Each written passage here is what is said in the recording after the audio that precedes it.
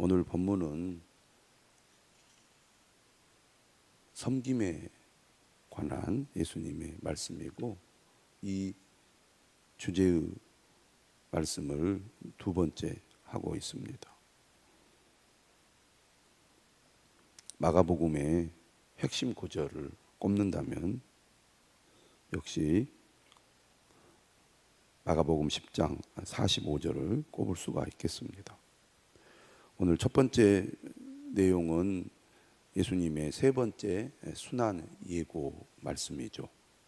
32절에 예루살렘으로 올라가는 길에 예수께서 그들 앞에 서서 가시는데 그들이 놀라고 따르는 자들은 두려워하더라.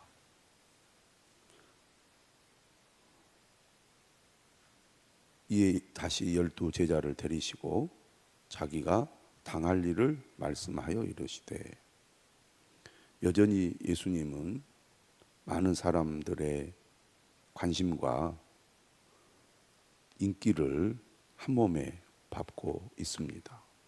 예수님을 반대하고 대적하는 사람들이 있다는 것은 그만큼 예수님께서 인기가 많으시다는 거고, 수많은 추종자들이 있다는 것을 반증한다고 하겠습니다.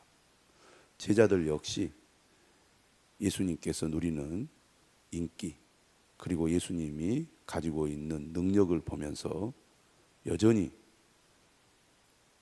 자신들도 예수님으로 인하여 큰 혜택을 보고 또 그들의 삶에 좋은 일들이 있을 거라는 기대를 하고 있었던 것 같습니다. 예수님께서 두 번에 걸쳐서 자신이 이 땅에 온 목적, 하나님이 주신 사명이 무엇인지에 대해서 말씀하셨지만 예수님의 그러한 말씀을 이해를 못했고 예수님 주변에서 일어나는 일들만 더 눈에 들어왔던 것 같습니다.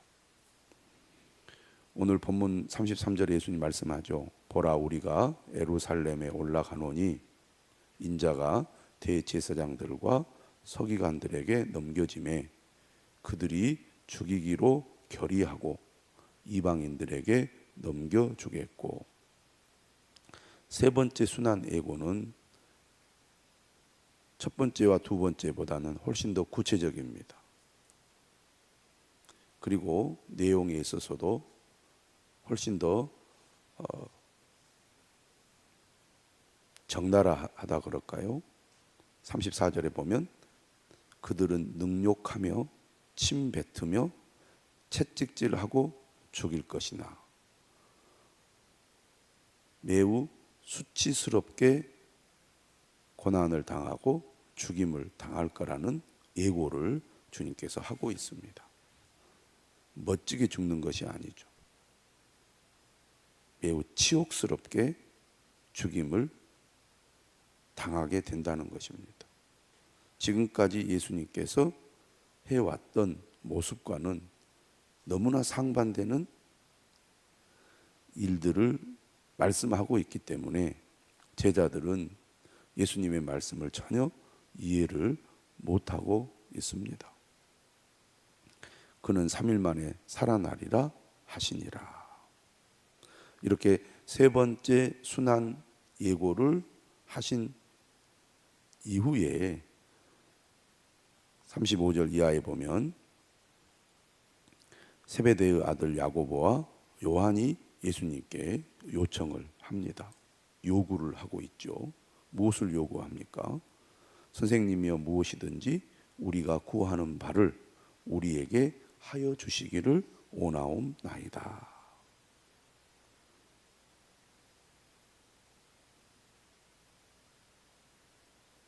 예수님의 제자 가운데 특별한 총애를 받은 제자가 3명이 있었습니다. 그 가운데 2사람이 야고보와 요한인 거죠. 어떻게 보면 자신들이 12명 중에 특별한 대우를 받았다는 것을 잘 알고 있었을 것입니다. 그래서 이제 그 나라의 수도인 예루살렘으로 올라가면서 이제 뭔가 더 분명하게 얘기를 해야 되겠다라고 생각을 했던 것 같습니다. 아마 제자들 마음에는 이제 예수님께서 예루살렘에 올라가시면 하나님이 보내신 메시아로서 뭔가 정치적으로 권력을 차지하고 하나님 나라를 이 땅에 이루는 어떤 행동을 취할 것이다 기대를 했던 것 같습니다. 그래서 자신들이 특별 대우를 받아왔고 그것을 분명하게 하기 위하여 우리에게 거기에 걸맞는 지위를 달라 이렇게 요구를 하는 거죠. 베드로가 있는데 베드로를 제끼고 이 형제가 용감한 거죠. 우리에게 더 높은 지위를 달라 이렇게 요구를 하는 겁니다. 정말 주님의 제자라면, 주님을 믿고 따르는 사람이라면 주님이 말씀하신 대로, 주님이 시키신 대로 순종하겠습니다 이래야 되는데, 반대로 우리에게 요구사항이 있으니 주님이 우리의 요구를 들어달라 이렇게 말하고 있습니다. 얼마나 어처구니 없는 말이고 또 얼마나 믿음이 없는 행동이고, 지금까지 예수님을 따라다니면서 예수님을 따른다는 것이 무엇인지를 전혀 이해를 못하고 있다는 것을 알 수가 있습니다. 앞에서 예수님께서 여러 차례 말씀을 하셨잖아요. 크고자 하는 자는 섬기는 자가 되어야 한다고. 나를 따르려거든 자기를 부인하고 자기 십자가를 지고 나를 따라야 나의 제자가 된다고. 그런데 예수님의 말씀을 그들은 전혀 이해하지도 못하고 깨닫지도 못했던 겁니다. 이 야고보와 요한은 전혀 믿음이 없는, 예수님의 생각과는 전혀 다른 엉뚱한 소리를 지금 하고 있는 거죠. 그만큼 예수님의 말씀을 깨닫지 못했다는 겁니다.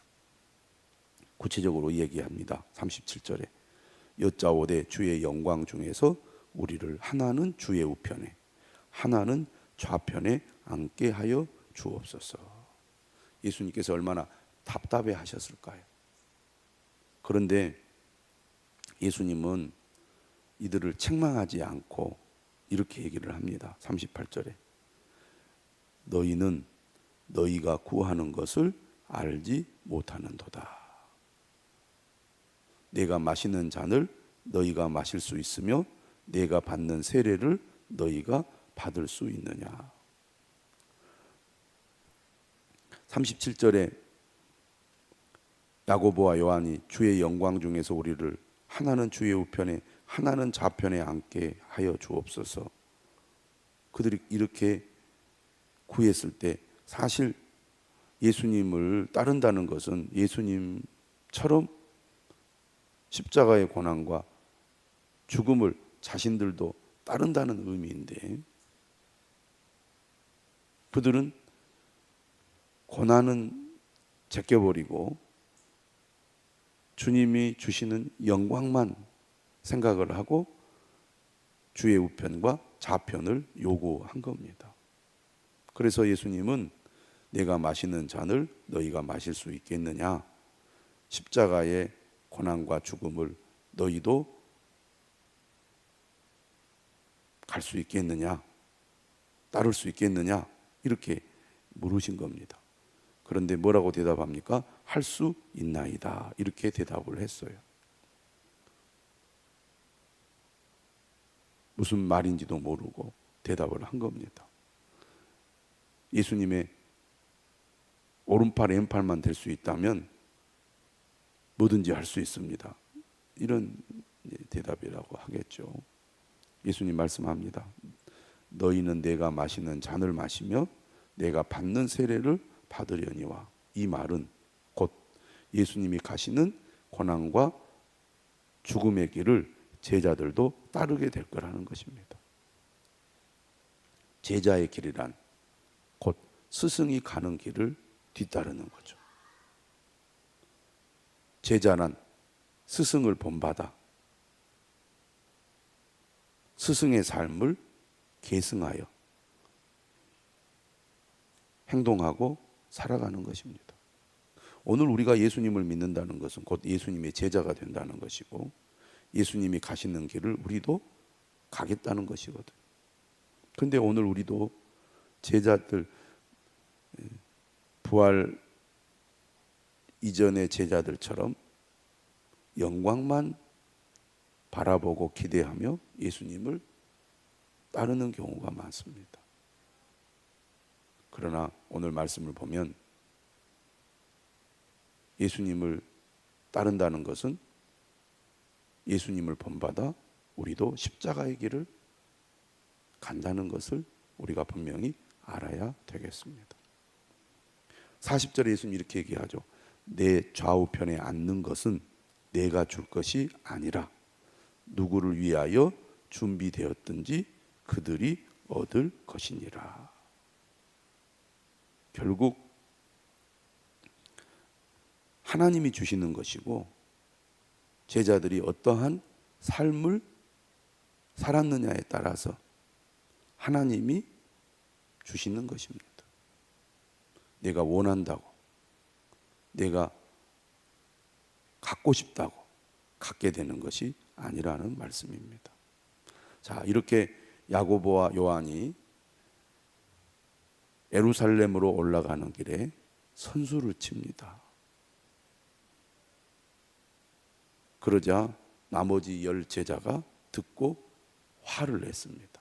그러니까 야고보와 요한만 문제가 있는 것이 아니라 나머지 10 제자들도 다 똑같았던 것입니다.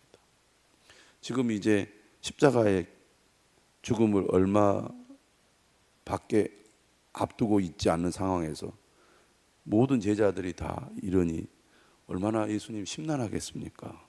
내가 지금까지 뭘 했나? 그런 생각이 들었을 것 같습니다.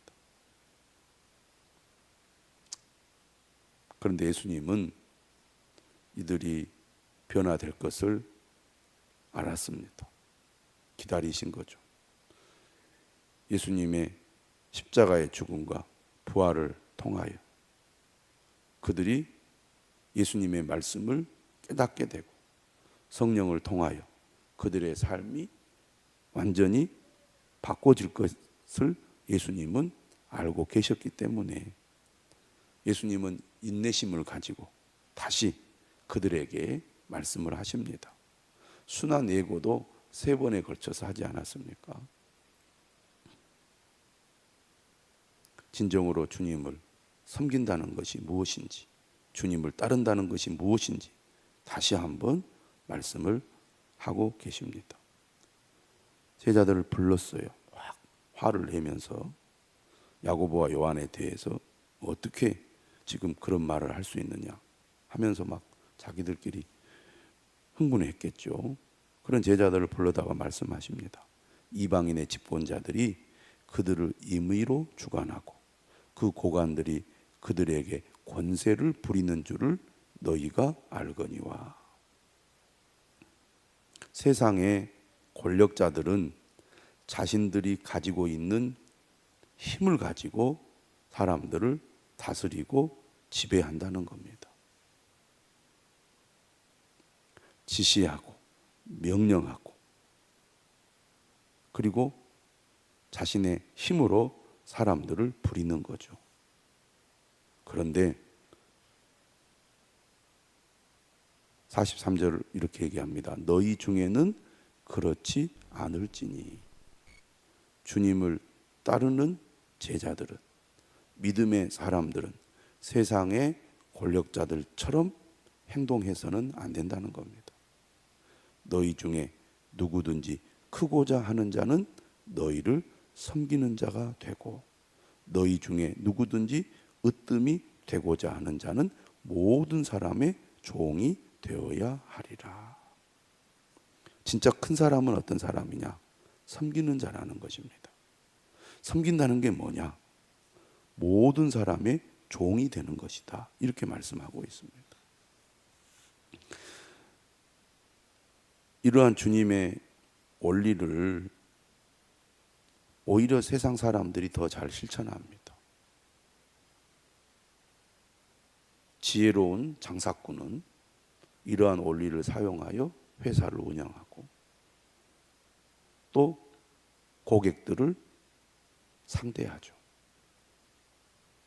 철저히 낮아져서 섬기는 자세로 고객들을 섬길 때 돈을 많이 번다는 것을 사업가들은 일찍이 깨달았습니다. 주님을 따르는 제자들도 마찬가지죠. 군림하고 다스리고 사람들 위해서 지시하고 명령하는 방식의 리더십으로는 사람들로부터 존경을 받기가 어렵습니다. 오히려 내가 낮아지되 철저히 낮아져서 섬기는 삶을 살아갈 때 존경을 받고 또 리더십을 보장받을 수 있는 것입니다. 그래서 교회에서도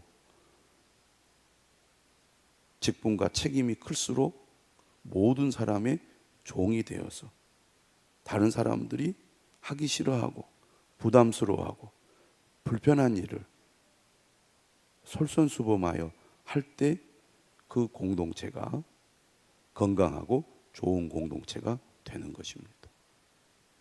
또 이러한 주님의 말씀을 철저히 실천하는 교회가 좋은 교회가 되는 거죠. 특별히 직분자들은 이 말씀을 마음에 깊이 새겨서 주님의 말씀을 순종하는 삶을 살아야 할 것입니다. 모든 사람의 종이 된다는 것, 이것이 진정으로 으뜸이 되는 길이고 또 큰 자가 된다는 사실을 기억해야 할 것입니다. 왜냐하면 예수님께서 그러한 삶을 사셨고 또 그러한 삶을 실천하기 위하여 이 땅에 오셨기 때문입니다.